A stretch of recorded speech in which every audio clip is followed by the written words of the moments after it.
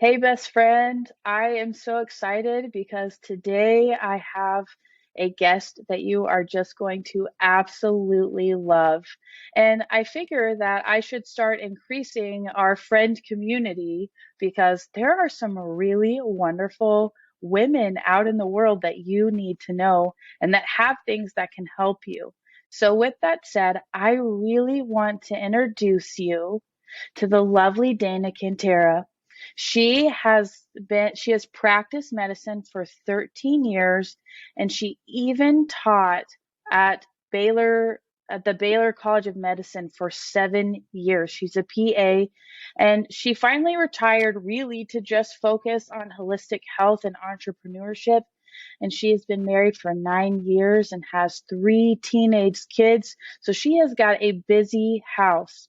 And so I just want to introduce you to her.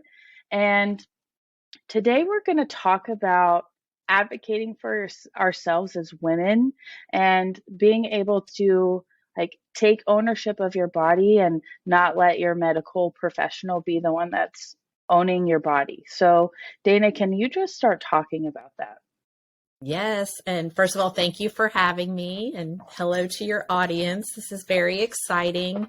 Um, where I'm going to go with this is my life did not start off with me thinking I would talk about this topic. And that probably happens to a lot of us women where we're like, I did not see my life going here. So I guess I still am a PA, physician assistant. And I went into that because I just really enjoyed helping people kind of figuring out what was wrong. I was good in science and all of that kind of stuff. And it just kind of led me down that path. And I think a lot of people kind of go down that path. Maybe somebody said, oh, you would be really good at whatever. And then, we just say, okay, well, that's what I'm going to do. And so that's what I did. And so I went from this career of where people come to me and I just tell them what to do and then they do it. And so it went from kind of that aspect of things to me now really advocating for people to listen to your body, especially as women, like know when something is off, kind of play around with things, see what works for you, and then do the research yourself. We've kind of gotten into this world where we think that everybody else has the answers or we think that the experts have the answer. And yes, I mean, you went to school for a long time to get to where you were. I went to school for a long time. So we might have some expertise in some areas, but ultimately it's your body, right? Like it's whatever advice is going to be given to you, it's going to be happening at your expense. And so I've just really kind of moved because of kind of what I went through as well. And I'll talk about that a little bit of people being okay to go in. If you're going to go see your doctor, go in with your research done, go in with, some good questions to ask, and make it a partnership rather than this just paternalistic view of, I don't know what's wrong. I'm just going to go to my doctor and kind of do whatever they say. Because I think that gets us into a bad situation of, you might be there face to face with your provider for maybe 15 minutes, and that's really not enough time for them to give you great, solid advice. And so anyways, I was in kind of the allopathic world for a while, and a couple of things happened. And maybe you that are listening can relate to this, because I think when things happen to us, it can really kind of change the trajectory of where we think we're going in life. For sure. And, sometimes you can look back, right? Like you can look back and go, oh, that's why I had to go through that. Or that's where that led me to. And so one thing was I just kind of had this thing inside of me where I was like, I don't feel like I'm really helping these people. I was following all of the protocols and doing all that I had been taught to do. And people just weren't getting better. We were adding a ninth drug, a 10th drug. Wow. Yeah. And so my specialties were diabetes, kind of heart disease, kidney disease, thyroid disorders, all that kind of stuff. So a little bit more like complex of patients, but definitely chronic care, chronic. Yeah. And you start to see the medication cascade It's with patients that are dealing with those sorts of issues. Yeah, it really got out of control. And I'll tell you this too, is that, I was in school a while ago and hopefully things have changed. But, when I was in school and when I taught graduate school, the medical school of PAs, some of the graduate level health courses, nutrition was not a big topic there. Prevention itself was not a big topic. We had 18 months of pharmacology in our curriculum and maybe a course on nutrition. And it might have been teaching you kind of what the government recommends. What a difference. Yeah. And so I think that's too important for your listeners to kind of be empowered by, is that sometimes you're going to somebody and you're hoping for advice that they were not trained to give. And so, if you are going to just a traditional healthcare provider that has not taken it upon themselves to learn extra about nutrition or supplements, and there are a lot of them that have, but let's say you're just seeing a standard provider, and then you go in hoping for a more natural approach, a more holistic approach. You want to talk to them and maybe about some supplements that you have read about. You're just asking someone that probably hasn't had training in that area. And so the natural response is going to be no, because there's a lot of risks out there too. There are bad supplement companies. We don't know really what's in our food supply. So a lot of times I think people will go hoping to get some assurance or some advice in an area that maybe the expert that they're seeing isn't trained to give. And that's the one kind of caution that I want to give your listeners is, don't ask your electrician for plumbing advice. And Sure. So that's always the analogy that I use, but just be aware that they may not be trained in that. And so you can confidently kind of do your own research and really educate yourself. We don't have a lack of information out there. And yes, you have to have some discernment, but I think all of us know someone that has probably been in this space for a while. They kind of know what they're talking about, and you can start doing some research on your own. So my first piece of advice is don't go into a relationship with a healthcare provider with it being completely one-sided and thinking that you don't have the capacity to make medical decisions for yourself. You can go into that relationship and ask for advice, and just remember that it's their educated opinion, and then you're going to go in there with your educated opinion, and then through that conversation, you are going to make the ultimate decision. That you get to make the decision of what you're going to put in your body, what path you're going to take after that, and you are smart enough to be able to make that decision.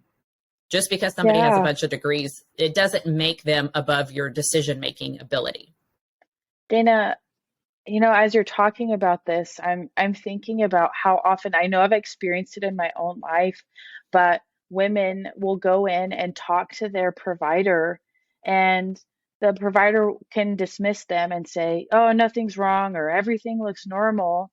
And I've heard this on repeat so many times where she's like, but something is wrong with me. I don't know.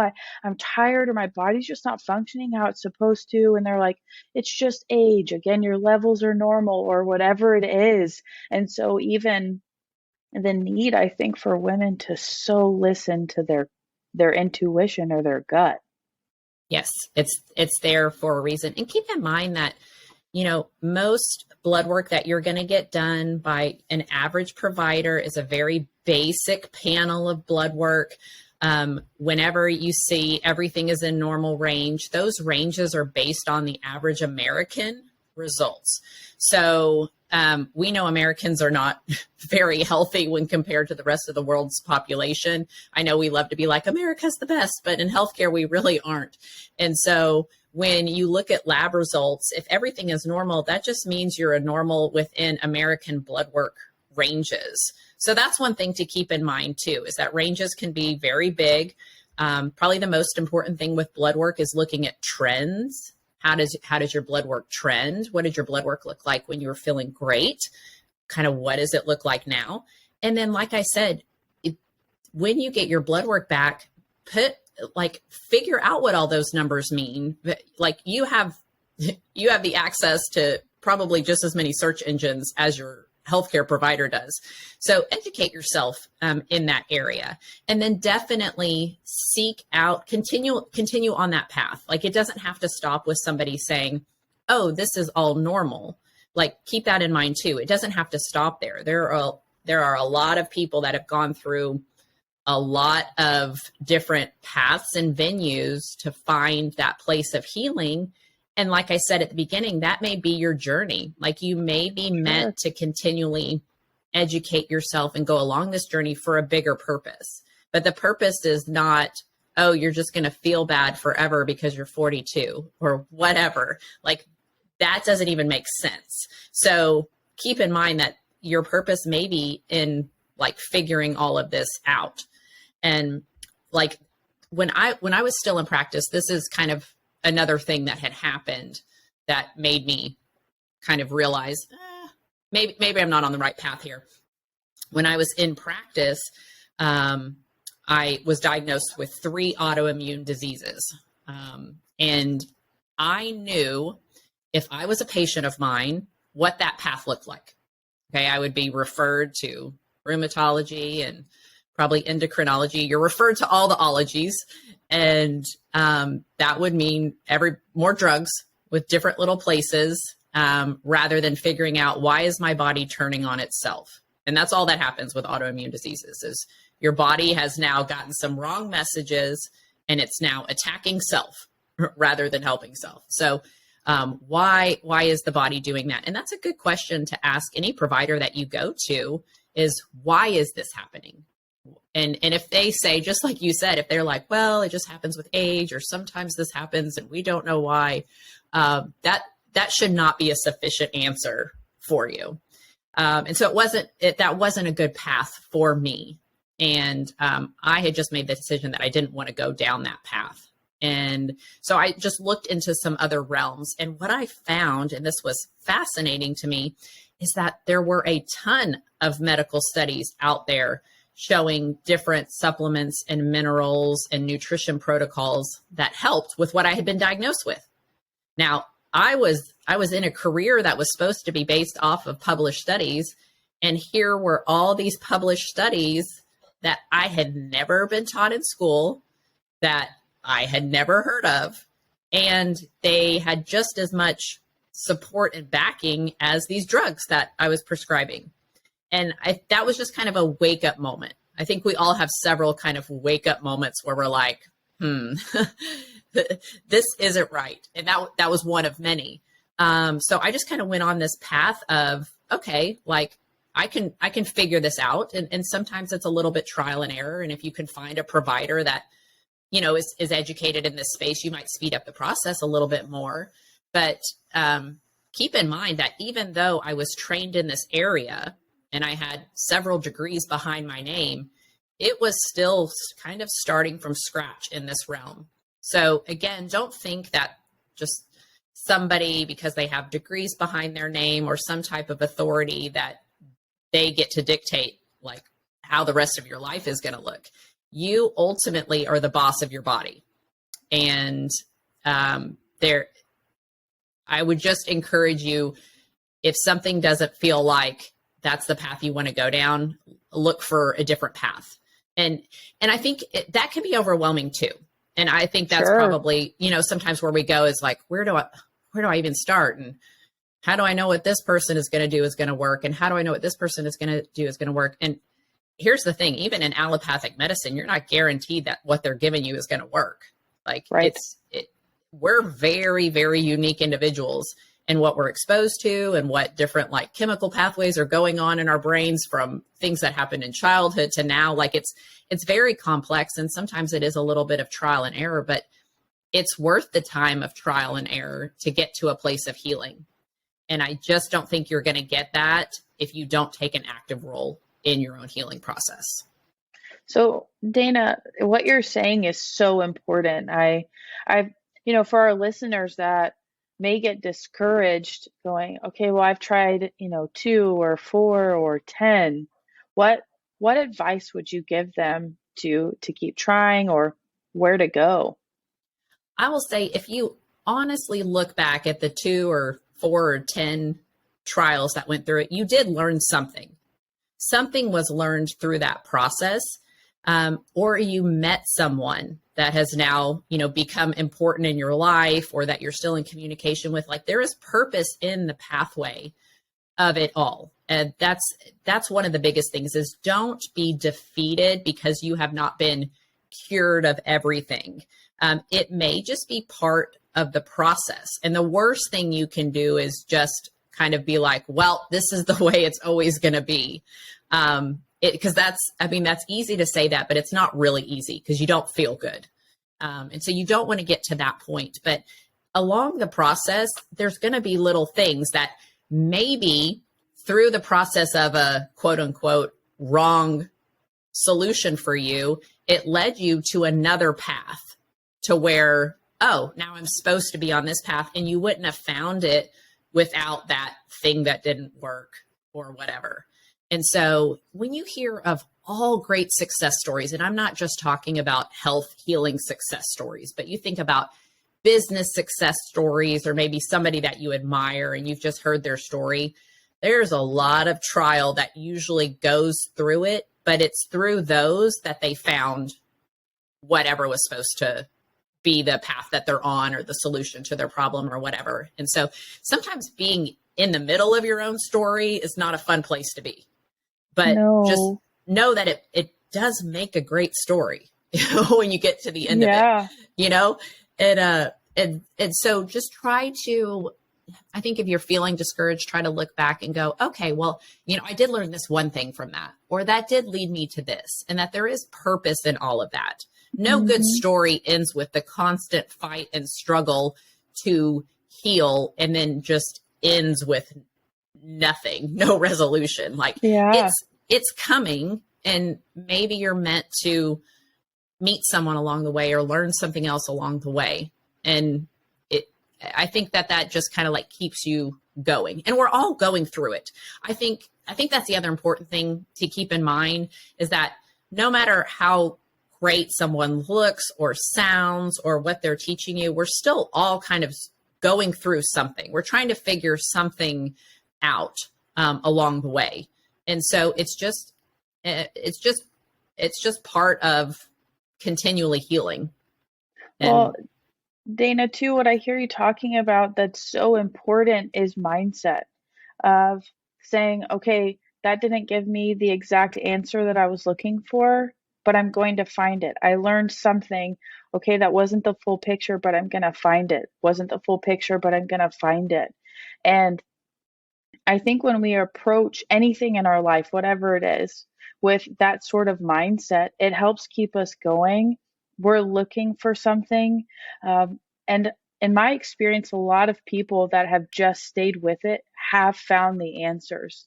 They just had to get to the right person, sometimes who knew another person that could connect them with another person that was like, I bet these people have the answer.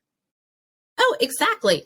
And it brings up a whole nother aspect of healing and science and neurobiology, and all of that is just the believing that you will be healed, or believing that there is a purpose in this, and believing you have dominion over your body. Like, we are the boss of our body. And I don't say that lightly. Like, we know placebo effect works. We know that those have a more positive mindset and outlook on things, irregardless of genetics, have better outcomes. They have, better outcomes even when diagnosed with cancer. They have less of a chance of being diagnosed with conditions. Mindset has so much to do with it. And there's a ton, if you want to talk about like research, there is a ton of research just on the ability of you to be able to heal yourself, you to be able to control the functions of your body. And I would say sometimes just finding some of those stories, even if they're not exactly what you're dealing with, find some of those stories and listen to them, of people self-healing through their own thoughts and belief. just to encourage you to continue to have confidence in that way of healing. And that sometimes that's very like exciting, especially if you're feeling like frustrated and defeated. Like, listen to somebody that mentally overcame, whatever they were dealing with. And maybe it gives you a new like little, tool to put in your toolbox of like, okay, I'm going to try like 5 minutes of meditating and really controlling my thoughts and telling my body to heal itself, telling my cells to heal themselves. So there's just so many aspects where you could take with this, but you're absolutely correct in that it's not just, just be positive and everything will be fine. Like, there is true science behind all of that. There's a lot of science behind all of that. And maybe that's your next path to go on, like maybe you're listening to this for that reason. Well, Dana, I'm appreciating from this perspective, it's like how we advocate for ourselves internally, not just externally, but internally. As you're talking, I'm going, all right, what would you say to the woman who's going, all right, I'm doing the things that I know I need to do. I'm trying to keep a positive mindset. I'm telling myself I'm going to find the solution, but I feel like I'm running into providers that don't believe me or aren't listening. What advice would you give that woman? Well, I would, again, just like start thinking about where are you getting your advice from? Like, are you seeing people that are just trained in that typical medical model? If you're trying to like, let me just stick with people that are on my insurance or within this certain group, you're going to probably run into that. So if you want different results, you got to do something different. And so maybe you just look in a different path. Maybe you go to a conference. I've gone to conferences that are just kind of like in the health realm, maybe not even what I wanted to, maybe not even something I was dealing with. And because at conferences, that's where all like-minded people are coming together.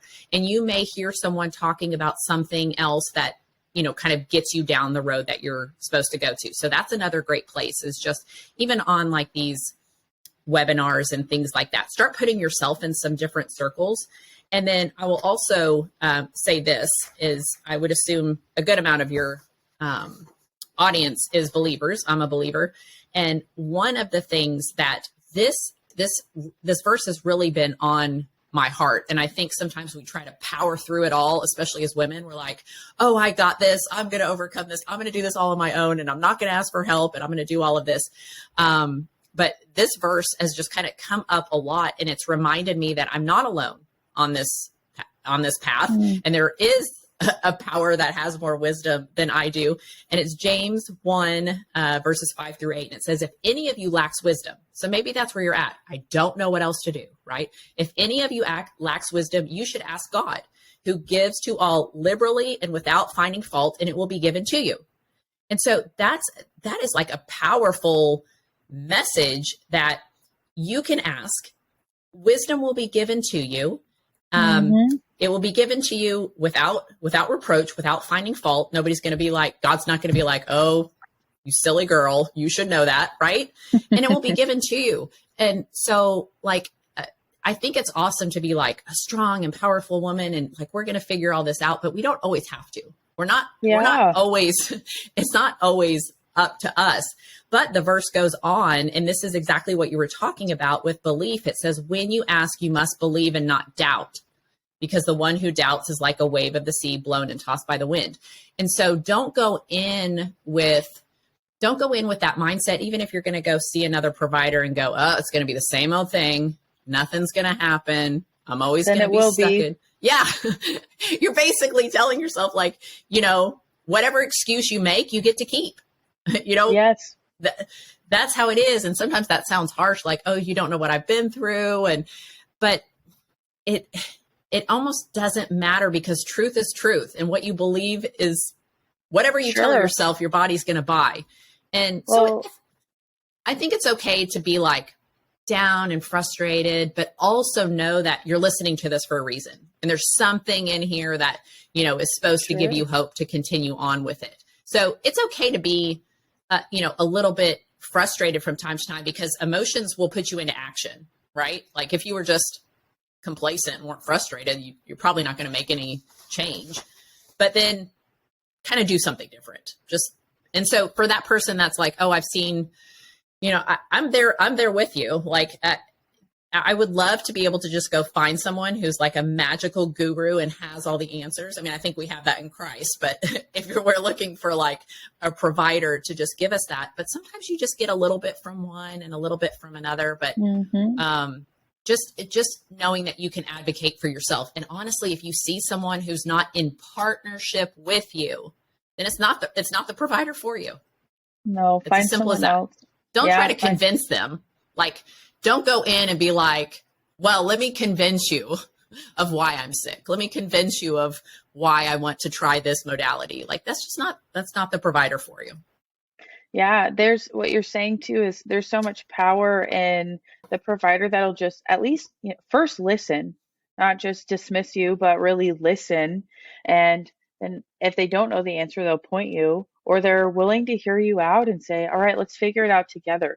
Yep. Like that's the kind of provider that I would really honor of, okay, well, I don't know. I feel really curious about this. Let's run all the labs, or let's run extra labs, or let me consult with somebody, how important that is. And Dana, you said so much in such like just a little bite. It was so great of that we need to ask for wisdom. And I believe that wisdom is all around us, that it comes from friends, it comes from things that we're reading. God can give us wisdom from so many different directions. And if we will just pause and slow down and just ask, that answer in some way will show up, or at least point us in the direction that we needed to go down.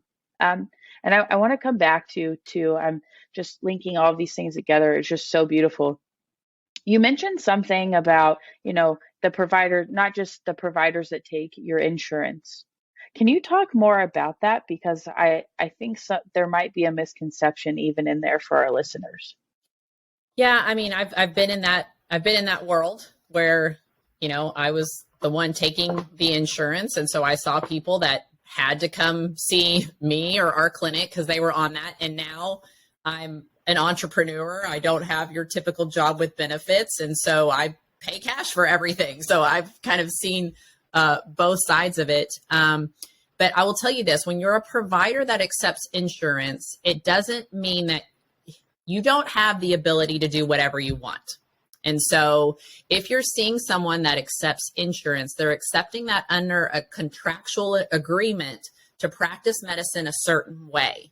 And so they get paid for doing and saying certain things, and they will not get paid if they do or say other things. And then there's also guidelines you have to follow. So when I accepted insurance, I had to follow all of these guidelines and check all these boxes. And some of those included my patients taking certain drugs. So if you want to go down a whole rabbit trail of what happens in the medical industry, we could do a whole nother podcast. But essentially, if somebody came in and they had a certain diagnosis, I had to prove that they were not only prescribed, but taking certain drugs, whether or not that patient wanted to take them, whether or not there was even a need in my mind for them to take it. That had to all be documented amongst other things. So that's what you are agreeing to do as well when you go to see somebody that accepts insurance. There's a lot more freedom outside of that realm. And I will tell you this, most providers are very flexible with cash pay individuals. It's not going to bankrupt you. It's going to make you definitely more an active member, because you're not just going to go in and be like, run it all, doc. You're going to want to know why things are being run, what tests are important. And I know a lot of people get insurance perks through their job, and that is there for a reason. Let's say, I am not anti doctors or medical route by any means, but for chronic care, very rarely do you need to be in the medical system. So if there's some major emergency or a surgery or whatever, like if I need a surgery, I'm not going to be like researching vitamins that heal it, like I'm going to go see somebody for that. Right. But I think we just depend on that, and we kind of rely on the cushion of like, well, this is in my insurance, but you are accepting a certain outcome when you sign up for that course. you get a certain outcome. And so there's a lot more freedom and power that you get to take back when you say, I'm going to see who I want, and I'm going to do what I want, and I'm going to have tests run that I want. And I think also, and this is not always the case, and nothing that I'm saying is 100% always the case, well, except when I talk about Christ. But outside of that, yes, there are exceptions to this rule, but you find highly, highly educated providers that have left the insurance world because they weren't able to follow the Hippocratic Oath. So when you get your license and you sit for your board, you say, I will do no harm. You are complying with the Hippocratic Oath. And that's very, very difficult to do in a very restrictive insurance-based world. And so a lot of them will leave that and practice how they want to practice. And so you're seeing a like-minded person, I think, when you escape from that world. And so that's just something to think about too, is you're going to surround yourself by like-minded people. And it's not as expensive as you think. And that's the other thing I will say. I love that you're saying that. As you're talking, I'm like, hey, I'm like, best friend, please be listening to this. Please hear what Dana is saying to you, because it is so easy to get in this trap. And I know, because I have gone on the search for all the answers. It is so easy to get into this trap of my medical professional, the one that my insurance takes, is the one that has all of the answers. And what Dana is saying is that they have the answers that they're allowed to give you based on the insurance that they're collecting.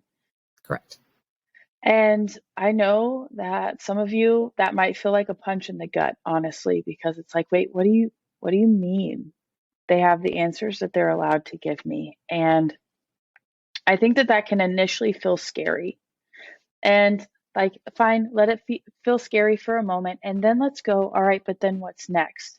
Like, what's next is that you are actually empowered to go find somebody who does fit you if you feel like you're not actually getting the care that you need to. And that's not to say that all of the medical professionals in the quote unquote system are not doing an excellent job. There are many that are doing an excellent job. And if you're going, something here isn't fitting, it might make sense to consider going to see somebody who doesn't take your insurance. And it's not as expensive as you think. Yeah, that was shocking to me, because that was a very fear-based world I was entering in. There was a lot of fear on my part of, how am I going to function without medical insurance? And I will say, there are a lot of supplemental insurance places and share groups, a lot of faith-based, like co-op things. Like there's people that have solved these problems. You're not the first one to enter this world and go, how am I going to survive? There's lots and lots of help out there. But a lot of what prevents us from getting to the answers that we need is fear. And that is intentional too. So the fear of, you can't figure this out without a doctor. You can't afford this outside of your insurance. Like, all of that is very like intentional fear-based, because, if you were running a business, if you were running a hospital or a drug company or an insurance company, you would not want people deviating from that. You would want people to stay within that. And so that's just common sense. Like, if you're a business owner listening to this, you want people coming to your business and not going outside of your business. That's basically what we're dealing with. Now, that's not to say that those that are in this business are necessarily part of that problem or aware of what's going on. I practiced medicine for a very long time, not aware of all of this. And then some are aware, and they're just, they're stuck because they're in debt so much, or, they signed a long contract. It's very multifactorial. there's a lot of really good providers that are stuck in the system. And if you're lucky enough to find one of those, that's awesome. But just know that when they're giving you advice outside of what they're contracted to give you, they're not being compensated for that. And so it makes it really hard to say, I'm going to spend 30 minutes with this patient. We're going to talk about nutrition. And then I'm making nothing on it. Yeah. That's a hard business plan to follow. Totally. Well, you said something that's really important, and my lovely ladies, it's easy for us to get all up in our feels about, like, I feel this, and so it must be true, and so not allowing, and this comes back to really advocating for yourself, is not allowing fear to be your guide. I get, again, I get that we're going to have fear about some things, but just going, all right, I'm not going to let that guide me, because fear doesn't guide us into any direction that we actually want to go in. Now, fear can propel us because it does take fear to be brave. So if as women we choose to be brave, then we are facing any fear. That might be getting brave enough to tell your doctor, hey, this is going on with me and I need you to actually hear me. That might be brave enough to take a step and go see somebody else. That might be brave enough to post what's going on with you on Facebook and ask for answers, or if anybody knows anybody. It's amazing the world that we live in, where if we just start to advocate for ourselves, even in small ways, that we have access to even more things than we ever even imagined. And I'm sure, Dana, that that that's true. Absolutely. It's easy for us to say, like, oh, fear holds us back. And there's a lot of great, like, little memes and quotes like that. But understand that the job of the brain is to keep you in comfort. The job of the brain is not to be like, go out there and pay cash for something and, go see this holistic provider. Like, that is not comfortable, and that is not what you're used to. And so the brain is going to fight that. Your brain's job is survival and keep you in comfort. And when you kind of understand the whole neuroanatomy of what the brain's designed to do, and it's a little bit tricky, because we're saying, like, don't let your feelings guide you if your feelings are leading you to fear. But then on the same hand, we're saying, like, your intuition should guide you. And that's very different. Your feelings are what your brain is saying. That is all, like, stay in a safe little place, like, stay in the system, go to the same doctor, don't branch out. Mm-hmm. That's the brain. That's your feelings. That's what it's supposed to do.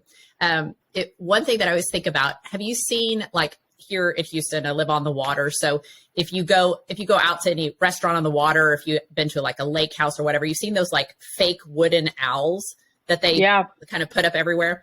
Well, they put those up so the birds won't come in and, disturb the people eating, or, eat the trees or whatever, because the birds are freaked out by owls. They are scared of owls. Now, birds have amazing eyesight, and how they can't see that this is a fake owl, I don't know, but that just shows you how strong fear is. They won't come around at all. Mm-hmm. Now, if a bird came and, like, landed, the bird could literally land on this fake owl, right? Like, it is fake, but it will not come anywhere near them. Same thing with, like, scarecrows or whatever. They don't even have to look good.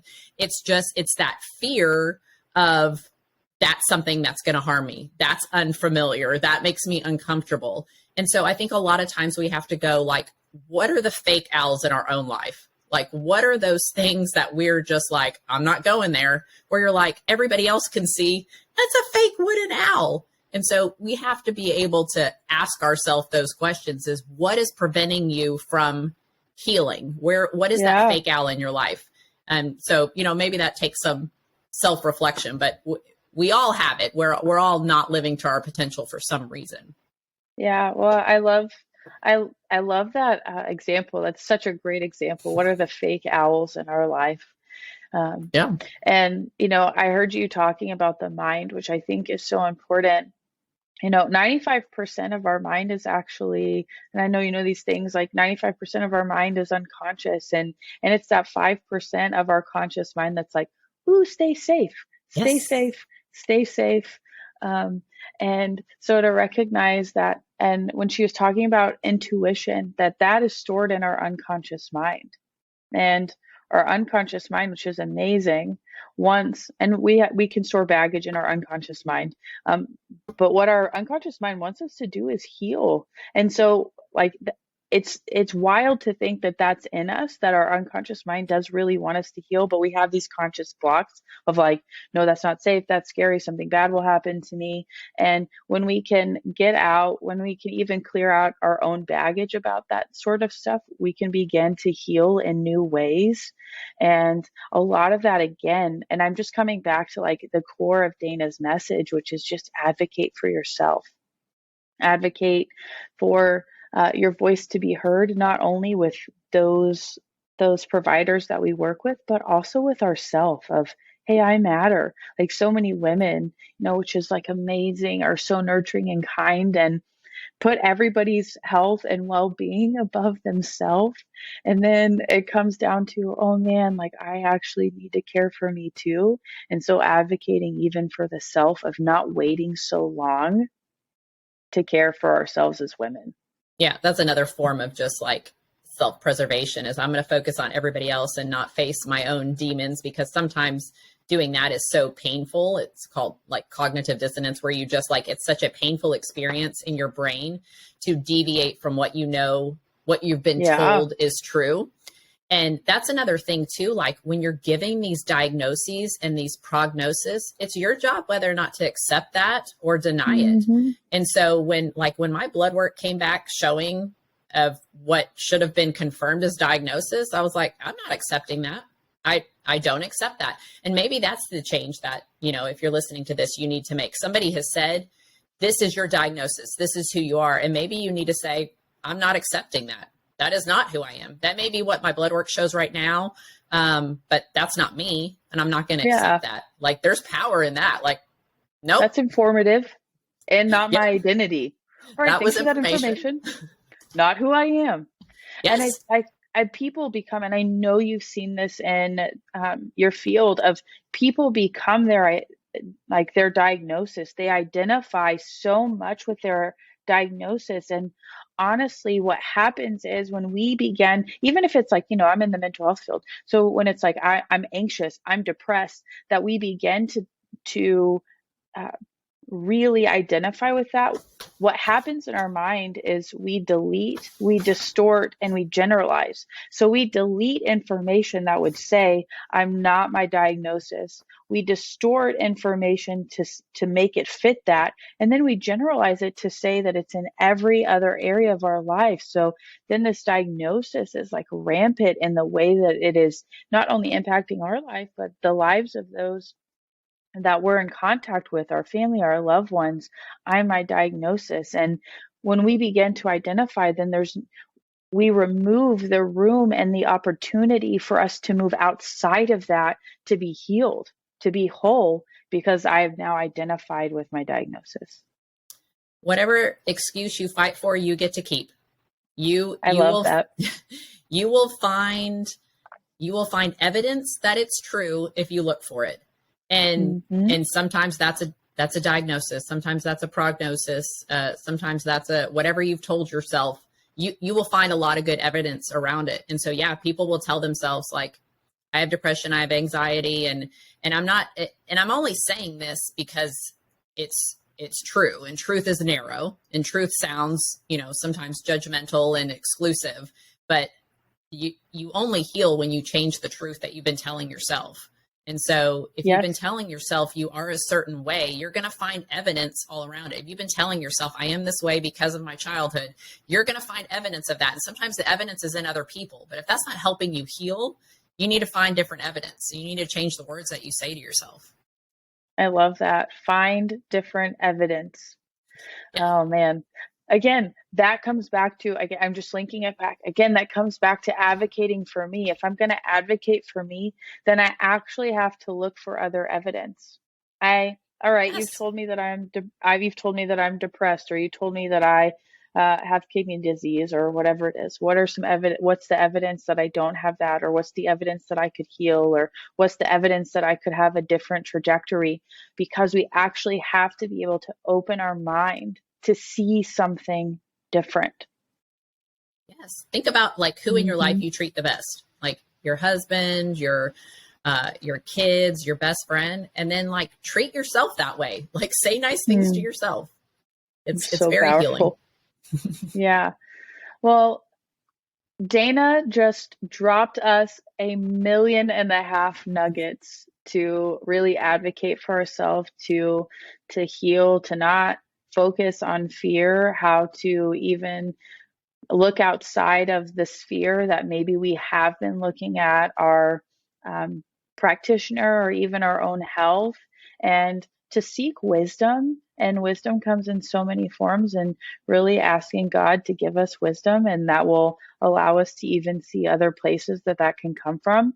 So I really wish that me and Dana were in the same location so I could just like give her a big squeeze and um, just thank her, because I so appreciate, Dana, I'm saying this, I so appreciate the work that you're doing just to help people really help themselves heal differently, or to be open to other options, and to come out of academia and just go, okay, I'm following a different path. And so anyways, I just honor you in that, and just thank you again for spending time with me today and giving of your time to the listeners of Hey Best Friend. And I know that they are just going to feel like you're already their best friend too. Awesome. That's great. Well, thanks again for asking me to do this. This was fun. Awesome. Well, thank you so much, and I will see you later. All right. All right. Bye.